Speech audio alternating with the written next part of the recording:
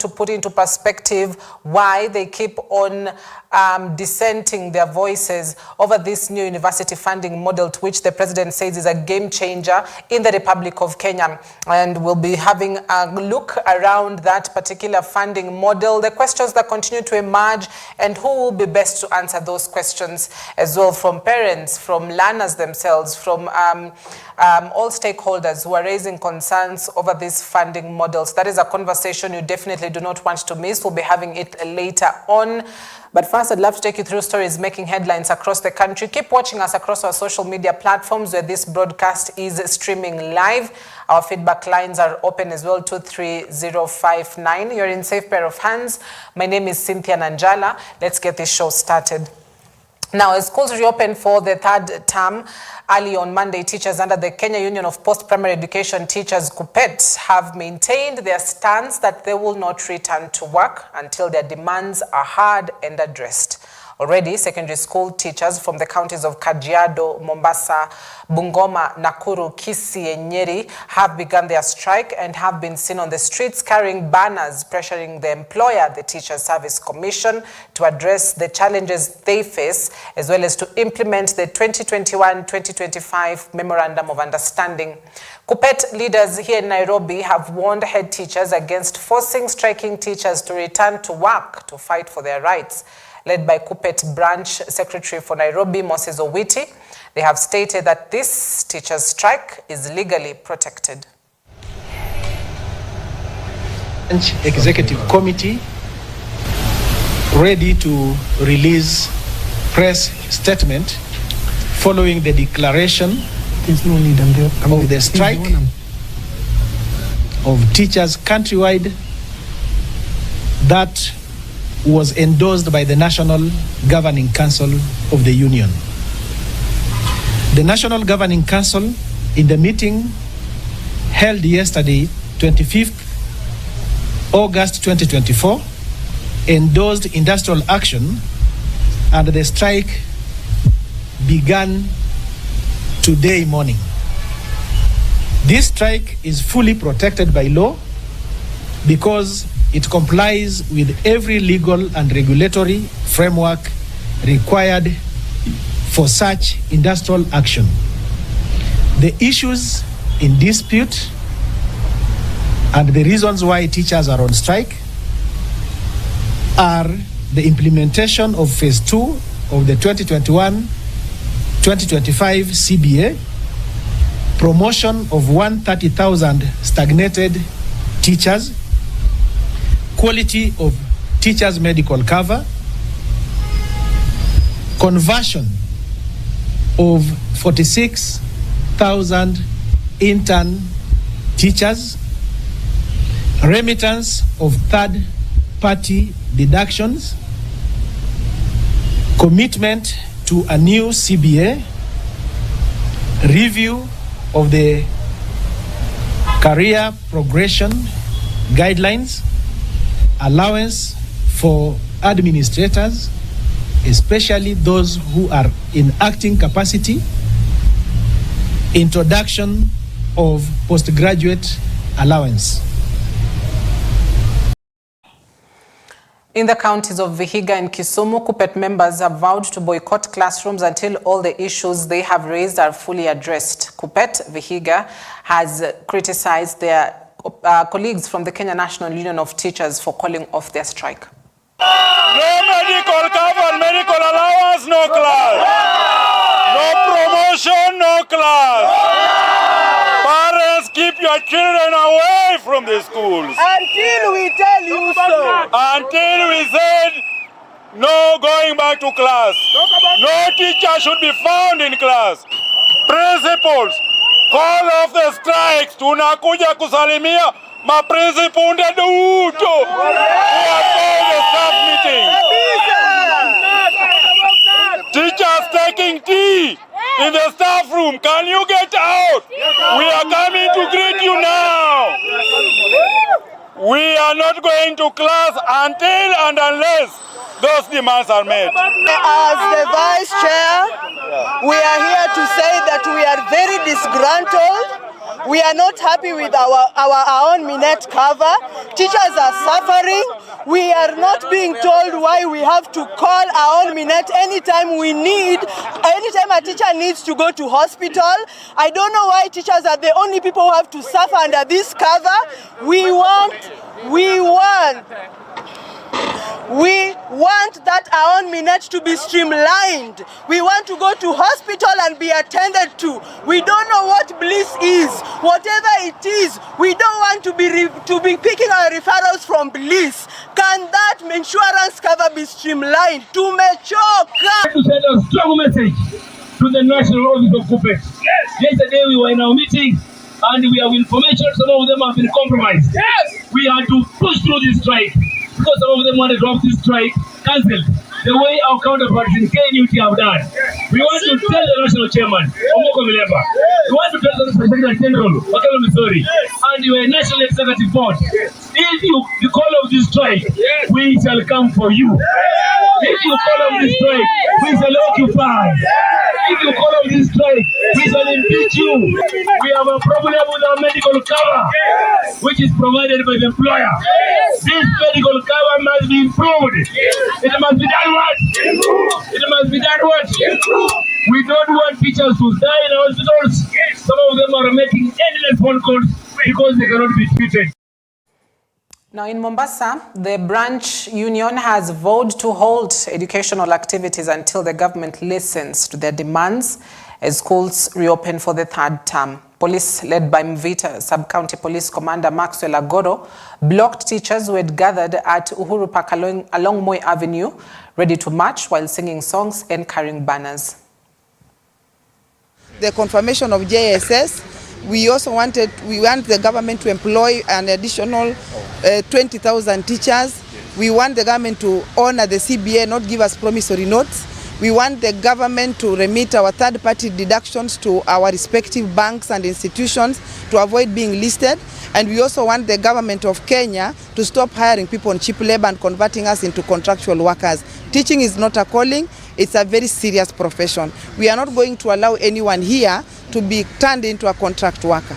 Now that the police have not allowed us to conduct our business today to show the world that we have grievances, tomorrow is still a day. We shall come back here tomorrow, and we shall do it. We will be here tomorrow. We are coming. I'm going to work tooth and nail to ensure we get the permit. So today, no school, no chalk. Don't show yourself near any teaching institution. Yes. Don't behave like a duck. Don't behave like a tortoise. Go home. Naenda jivinjari nyumbani, tunaenda kufanya maandamano kwa mitandao. We are going to start sending messages and salimiaring all those TSC CEOs. We shall share their contacts. We will salimia them until they honor us. Tumeelewana vizuri? Kupet power. Power. Teachers power. Power. Teachers power. Power. Our unity is our strength. Aturudi shaka hola. Sisi tumeamua tunataka haki yetu. Na tunataka watoto wa wananchi wa Kenya wafundishwe. Mzazi mahali huko, jua mtoto wako kama yuko JSS hasomi.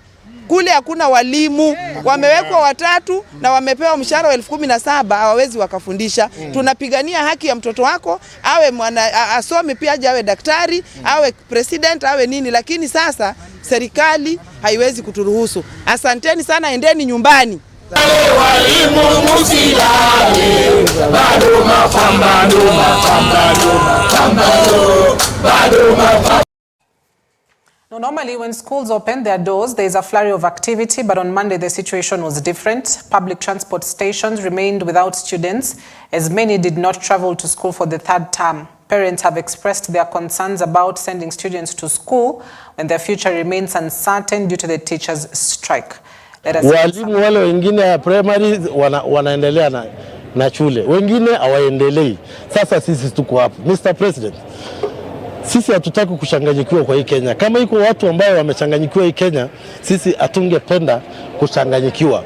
Tunataka mipango, sababu kila mtu ako na mipango yake kwa maisha yake na boma yake.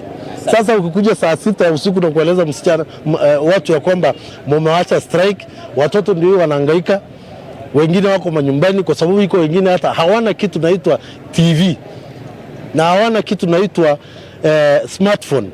Mtu anachunga ng'ombe huko anajua kwamba watu wame strike, kwa hivyo hakuna shule leo. Usiku ya manane mnakuja kusema ya kwamba mumewacha strike. Sasa anafaa serikali kujua hii mambo ya walimu ile ya kile. Sisi tumeteswa sana na mkomo ya walimu kila mara. Hata mimi nilikuwa nimeleta leo mtoto secondary, anaenda secondary. Ukipiga hapa kwa set hapa nasikia amekoma. Kwa hivyo anafaa serikali ya Kenya aweke kabisa mbele walimu na daktari. Sababu hata kama wewe ni minister, hata kama wewe ni rais, umepitia kwa mwalimu ndio ukakuja hapa. Kwa hivyo anafaa serikali waangalie walimu.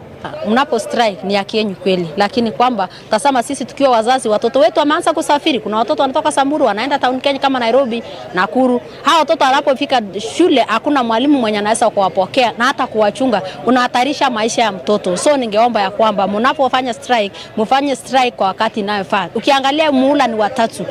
Kuna mtoto anakalia form 4. Huyo mtoto anapokosa masomo atakuwa maanguka, umeharibia maisha yake yote. Maana akianguka form 4 ameshaharibu maisha yake. So ningeomba walimu, hata kama ni strike mnataka, hata kama ni manyongezo mnataka, mungefanya muhula wa kwanza. Now, a small number of students were observed in various schools in Mombasa and Kisumu counties, with many students remaining at home. Although some teachers reported to school, most students did not show up due to fears of being affected by the Kuppet teachers' strike.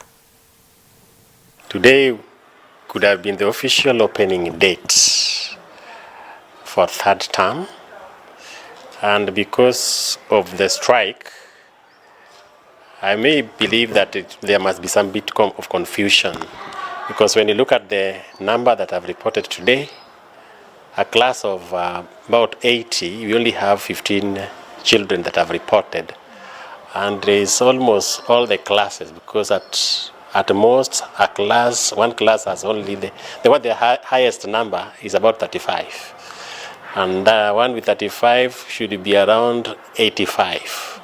So majority are still out of school. That is what we've experienced today. But hopefully, I think by tomorrow, they may come to school. Now, the push to make education free in the country continues to gain momentum, with Changamwe Member of Parliament Omar Mwinyi joining National Assembly Speaker Moses Wetangula and other leaders in directing the creation of laws to overturn all existing legislation and establish a single fund for public education. Mwinyi said that many students are suffering from lack of school fees, and this move aims to bring hope to parents and students who cannot afford the cost of education. Mwinyi was addressing the media at Ahmed Mwidani Hall in his Changamwe constituency, where he was issuing scholarship checks to university students. Leo tunayo basari ya governor ambayo haitoki hapa Mombasa. Tuna basari ya MP, tuna basari ya women rep, tuna presidential basari, na tuna university, kuna help, na tena kuna another fund.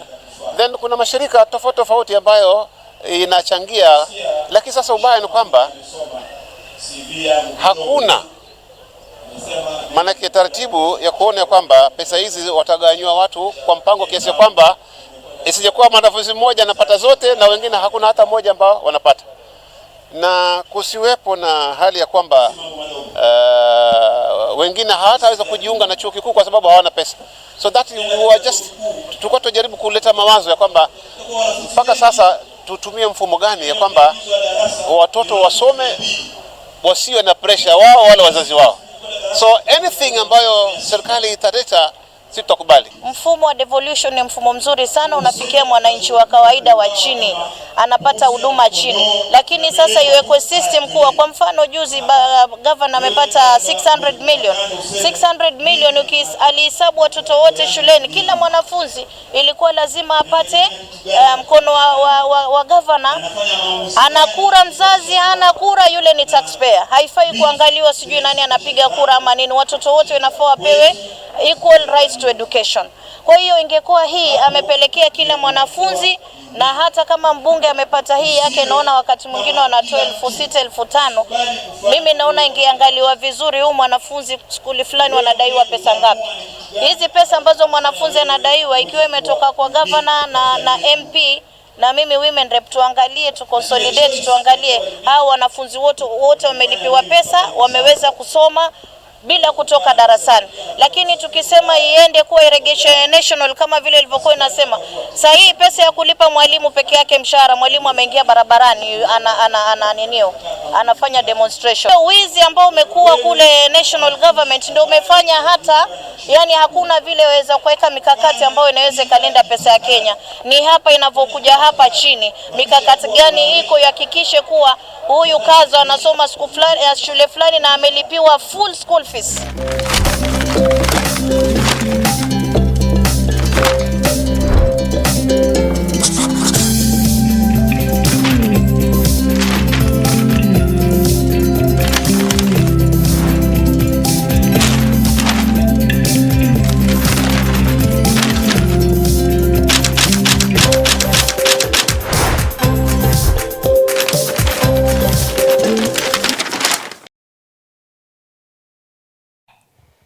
All right, now to the newspapers. Let's take a look at the headlines this morning across the Republic of Kenya. Now, the Daily Nation speaks of standoff, deadlock, a 5-hour-long meeting between union leaders representing post-primary school teachers and government officials on Monday failed to unlock a stalemate, signaling possibility of confusion deepening today when most secondary schools are scheduled to open. Now, Monday, the first day of third term, saw some high school tutors stage protests across the country. Now, primary schools record low turnout even after the Kenya National Union of Teachers cancelled their strike. So, KUPPET still insists their strike is on. They want implementation of the 2021 to 2025 collective bargaining agreement, even as there was a standoff between KUPPET leaders and government officials led by the Labour Cabinet Secretary, where they failed to end this particular standoff. Now, both NAT and KUPPET were to start the industrial action on Monday, demanding, among other things, the implementation of the CBA, but NAT withdrew their strike notice at the last minute, and I believe that was on Sunday. Now, confusion marked the first day of schools with, little to no activity across bus stations, as it was expected that students will be resuming schools across the country following, I believe, a 3-week break or 3-week holiday this month of August. Now, a meeting between KUPPET national officials and Labour CS Alfred Mutua failed to soften the teachers' resolve. Now, according to KUPPET's SG, Akelo Misori, who says, and I quote, "Parents unsure what's going to happen even if principals are in school." And the CS agreed that we have genuine concerns, and he'll now meet with the TSC. And he says, no, we're not in a hurry. In the meeting that began at 9:30 a.m. and ended at 2:45 p.m., Dr. Mutua kept on consulting President William Ruto, Education CS Migos Ogamba, and Treasury CS John Mbadi. And he later met TSC commissioners in his office. Another meeting has been planned for today. Now, Dr. Mutua said the progress that has been made should not be taken for granted, and the issues being highlighted are critical issues by teachers. Out of tradition, most secondary schools open on the second day of the term. So it is expected that from today, I believe as well for the better part of this week, students are expected to resume, but it's a question of will they be able to get or meet teachers in classes, considering this standoff that is at the moment. So among the list of demands the teachers are making are the implementation of the phase 2 of the 2021 to 2025 CBA, that is collective bargaining agreement, employment on permanent terms of 46,000 junior school teachers, and promotion of 130,000 teachers. They also want a resolution to the teachers' medical insurance cover, which they allege has problems, and commitment to start negotiations on a new CBA. In many parts of the South Rift region, some parents opted to keep their children at home due to uncertainty over the strike. So those are some of the issues they want to address: the implementation of the CBA, promotion of 130,000 teachers, the hiring on permanent and pensionable terms of 46,000 junior school teachers. Remember, the JSS is domiciled in primary schools, yes, but they are under the Kenya Union of Post-Primary Education Teachers, that is KUPPET. So that leads to that headline on top of the Nation that reads, stand off. Also, why Ruto Raila deals signal return of Pentagon. President Ruto has signaled a possible coalition with ODM leader Raila Odinga ahead of the 2027 elections. Now this bromance, you'd call it, between Ruto and Raila, has obviously, one, left some casualties behind, and two, has also signaled to a possible new future in Kenya's political landscape. So Ruto Raila deal signaled return of ODM Pentagon. The two and three others worked together in the 2007 elections. Now, the president's sentiments in Kakamega on Saturday that his broad-based government that now includes former ODM officials is not a short-term venture, and that statement has caused speculation on a possible working arrangement with Odinga. Now, we'll be coming shortly to the Standard on just something important that is happening this morning at State House that includes Raila Odinga and President William Ruto. I'll be telling you that in just a bit. However, Ruto, Odinga, Mudavadi and other regional leaders were key partners in the ODM Pentagon, mobilizing the Rift Valley, Nyanza and Western vote blocks to give them the then President Mwai Kibaki a run for his money in his re-election bid. Other members of the ODM Pentagon were Najib Balala, Charity Ngilu and the late Joe Nyaga. Although Kibaki won the election, it was the most disputed election in Kenya's history, leading to the deaths of more than 1,000 people and the displacement of more than 600,000 in the post-election violence.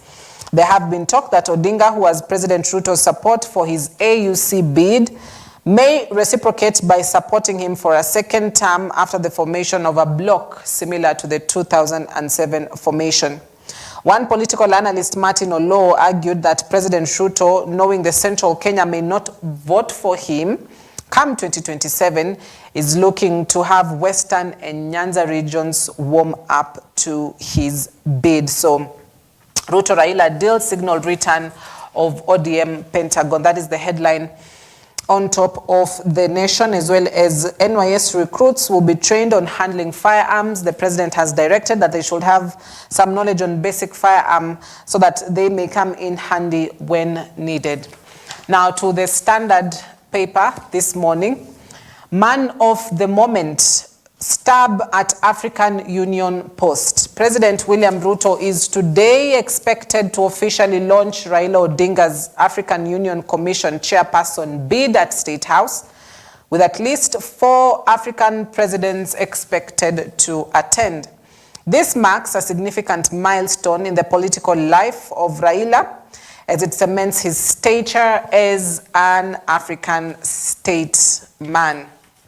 And that is a story that is on page 4 this morning that speaks of man of the moment, Ruto to unveil Raila's campaign for African top job. Now it is expected that 4 heads of state, including Uganda's Yoweri Museveni, Tanzania's Samia Suluhu Hassan, South Sudan's Salva Kiir, and Hassan Sheikh Mohamud of Somalia will be in attendance.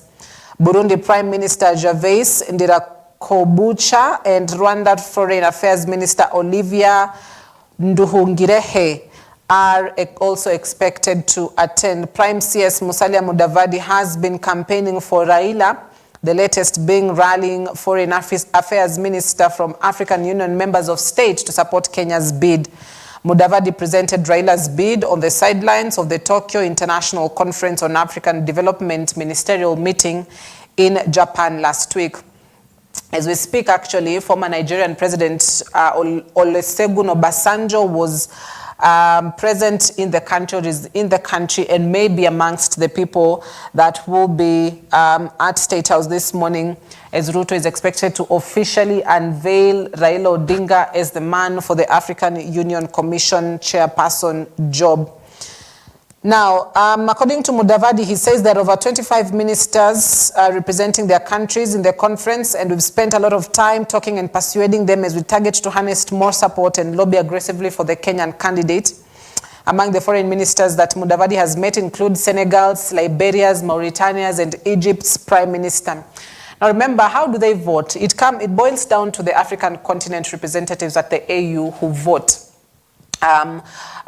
for who will be the African Union Commission chairperson. So it's a continental campaign, for lack of a better word. So what you're going to see perhaps for the next, let me say, 5 months, because the elections will be held in 2025 February, is a lot of movement within the African continent, a lot of meetings between Kenya's representatives, diplomats for that matter, as well as diplomats from other African continent. And you're likely to see a lot of Musalia Mudavadi, who is, the de facto, cabinet secretary for foreign affairs, as well as a prime cabinet secretary, just rallying up support for Odinga. Now, according to Odinga, he envisions a united Africa characterized by peace, prosperity, and sustainable progress. And some of the priorities and strategies that Odinga has committed to include is economic transformation, enhancing intra-African trade, financial independence, gender equity and equality, agricultural transformation, climate action, continental integration, as well as peace and security.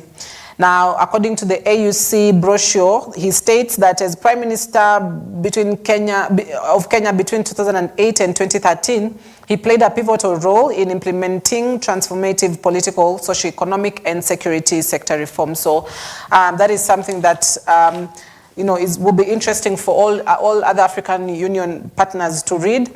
As the man of the moment, written on the Standard, is expected to officially have his moment this morning, where he will be unveiled officially as Kenya's African Union Commission chairperson bid. Also, anxiety as learners troop back to school. This is due to the strike. More Kenyans turn to digital lenders to cope. Faced with the soaring food prices, a growing number of Kenyan households are increasingly relying on mobile loans to make ends meet. But the biggest problem with digital lenders is just the interest rate and just what is expected of you to make a return of that money, contrary to perhaps other alternatives. And so more Kenyans turn to digital lenders to cope. Also, what poor credit score means to you. With the rejection of the finance bill and bad debt ratings, work is cut out for treasury bosses, as a poor credit scores may mean you're not likely to get affordable loans. So that is the headline on the Standard and the Nation this Tuesday morning.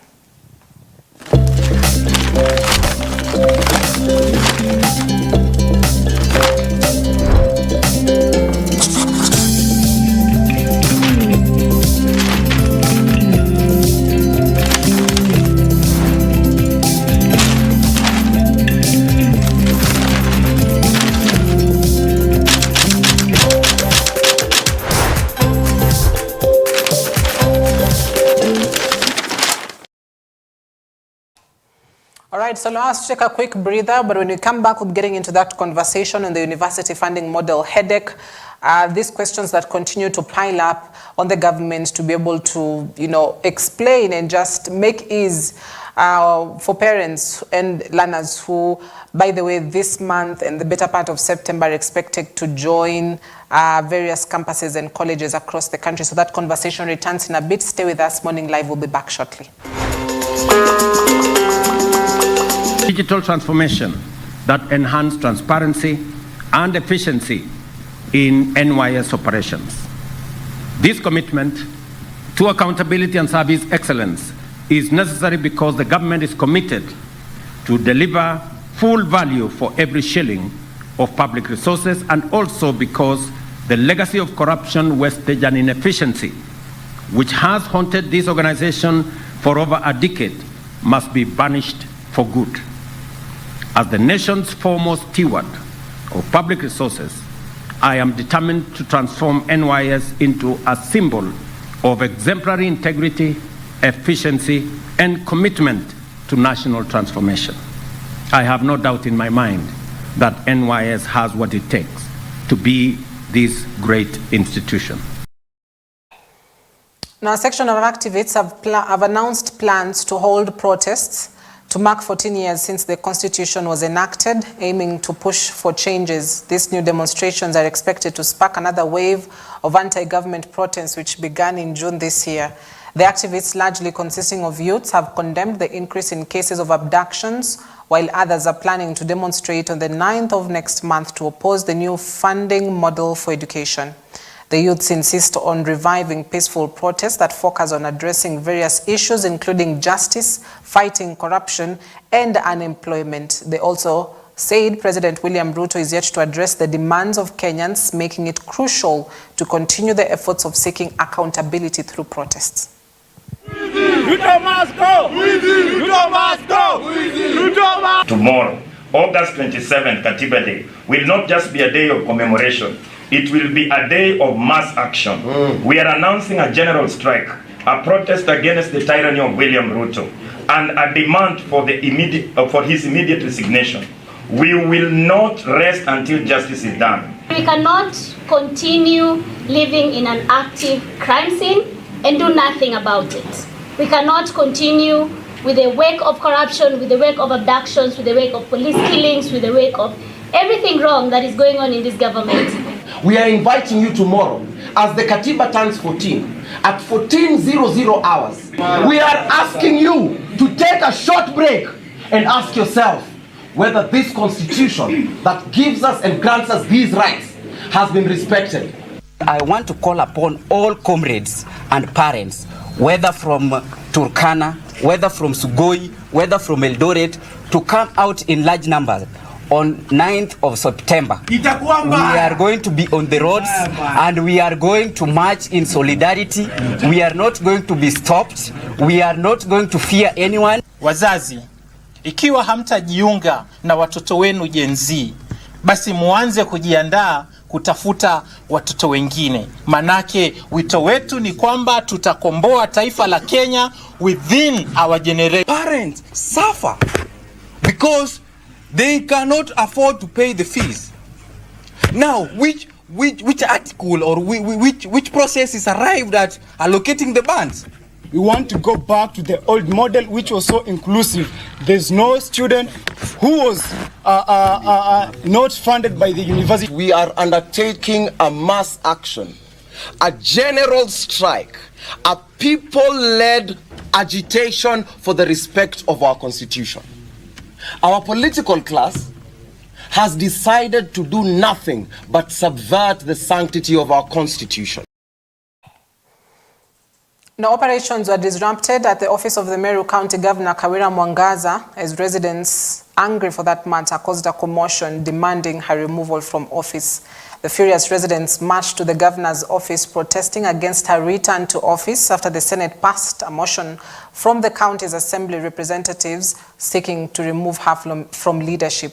Security officers had a difficult time dealing with the protesters and resorted to tear gas to disperse them. The residents set fires outside the county headquarters and a game of cat and mouse between the officers and protesters continued. Wamejitokeza na tumesema hii ni warm up. Kuanzia kesho, leo alisinika asubuhi na gari ambayo ina number plate. Kesho asubuhi by 5 anatupata hapo na tutazuia hata ingia kwa hiyo ofisi. Kwa maana tunajua hiyo ofisi ni ya Reverend Mutuma Ntwethinkia kama governor wa 4 wa Meru County. Former governor Kawira Mwangaza ana mamlaka yote kwa hiyo ofisi. Tunasema Kawira hata hiyo budget amesign ni illegal. Ni kama mtu kama huyu aende assign budget ama hata mimi ni sign governor budget, sababu Kawira is already a impeached governor. Na sisi wakaaji wa Meru tunasema Kawira tumechoka. Tunataka kusema namna hii. Tunaomba court yetu, national government na court watafsiri kwa haraka sana venye hiyo onda inasema. Maanake hiyo onda imekanganya wananchi hata hawajielewi.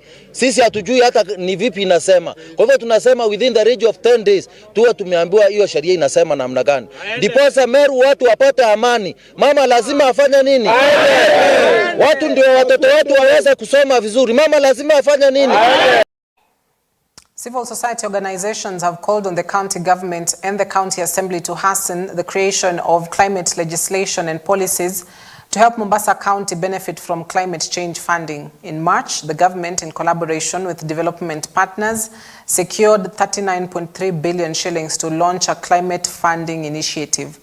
This program, funded by the World Bank, Germany, Sweden, Denmark, and the Netherlands, aims to implement locally led climate resilience measures and ensure the national and county government's ability to manage climate change risks. The program is being implemented in 45 counties, except Mombasa and Nairobi.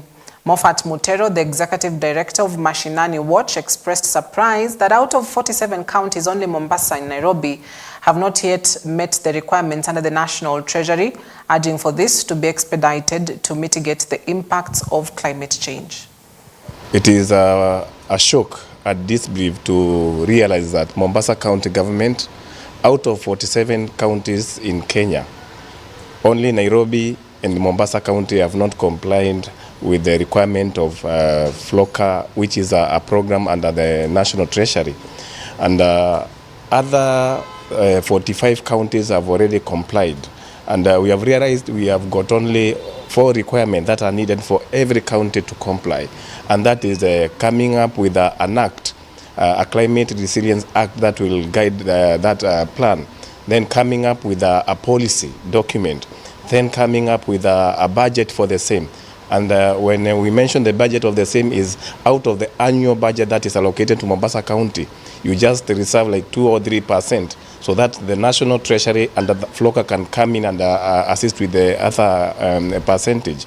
Then the fourth one is having a participatory climate risk assessment report, so that the people of Mombasa can be involved in making decisions.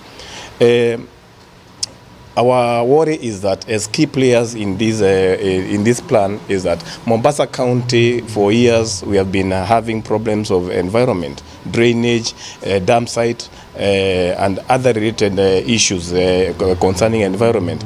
We wonder why Mombasa, which is a second largest capital city in Kenya, cannot comply with the requirements so that our people can get assisted. We got an opportunity through the Coast Blue Green Economy initiative to convene with the CSOs that are working in the blue economy and green economy in the coast region, and we've been able to look in matters of locally led climate actions and equally the issues the people of the coastal region are facing. We want to advocate that the CSOs can raise their voices to put the county government of Mombasa into accountability and fast track their processes in being part of the FLOCA implementation among the other 45 counties that have participated in the process. I'm here to push for the county government of Mombasa so that we can see this opportunity that is before us and be able to take action that will be helpful to our community. Right, that on climate funding brings us to our second break, which we'll take right now, and we're back shortly. Stay with us. Fund education for the higher, level, that is university, that is from first year to the fourth year. There are various courses that students may pursue in various public or private universities. And so the model basically structures students into bands, putting into mind considerations of the family economic background, that means where you come from, as well as the family education expenditure, a question on just how many people in that particular households are going through schooling, the affirmative action amongst other considerations, so that they can place you into a band. So there's band 1 to band 5, that is band 1, band 2, band 3, band 4, and band 5. Now, depending on the applications that you make and what category you fall in, you may fall into any of these bands. Now, band 1 is the extremely vulnerable families. These are families that are able to make end meets on all aspects, all the way to band 5, and band 5 is the less vulnerable households, or at least households that can manage to make ends meet. So band 1 looks at a household that gets a minimum, or at least a maximum actually, of about 5,995 shillings as income for that particular month. So this is a household that gets just a little below 6,000 shillings per month as income. Band 2 is at 23,670. Band 3 is at 70,000 shillings income level per month. Band 4 at 120,000 shillings, while Band 5 is at over 120,000 shillings. Now, depending on what category you fall in, will determine what percentage of government scholarship you get, what percentage of help you get, as well as what percentage of monthly upkeep that you get, and what percentage as a family will be able to pay for this education. So those are some of the intricacies just around this university funding model. And we've seen a lot of complaints from learners who have been placed in the wrong band. For instance, perhaps a learner who is from band 1, that means their family gets about 6,000 shillings as monthly income for that particular household, is being placed maybe in band 4 or band 3, which means that, you know, essentially what this means testing tool has been able to find out is that you're, you know, from a family that gets about 70,000 shillings, and that means you're getting less scholarship from the government, less percentage from HELB. Your family is going to have to pay more for university funding model. And so there has been a lot of questions around the means testing tool and just whether this tool or not gives the correct indicator of just where you lie as a child of a particular family. And so hopefully we'll be able to get Onesmus next time, who's the national executive of the University Students Association. So we'll be able to get him yet again next time, sit and have this conversation. So thank you very much for watching Morning Live. My name is Cynthia Nanjala. Have yourself a wonderful morning.